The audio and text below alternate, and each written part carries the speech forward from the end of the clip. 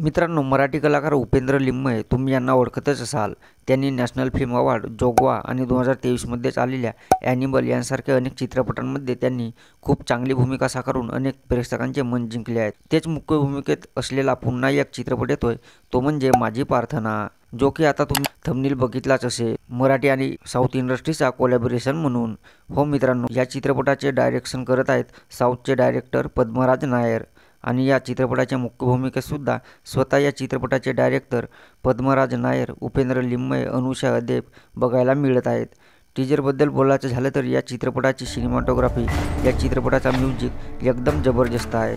हा चित्रपट love story होणार असून या चित्रपटाची लव्ह स्टोरी ही वेगळीच होणार आहे। ही प्रेमकथा अकल्पनीय आहे असं डायरेक्टरचंच म्हणणं आहे। टीजरमध्ये स्टोरीबद्दल खूप काही रिव्हील झालं नाही, पण टीजरमध्ये असं पण म्हटलं जात आहे की चित्रपटाच्या इतिहासातील जगातील सर्वात मोठा बॉडी ट्रान्सफॉर्मेशन सुद्धा बघायला मिळू शकतो।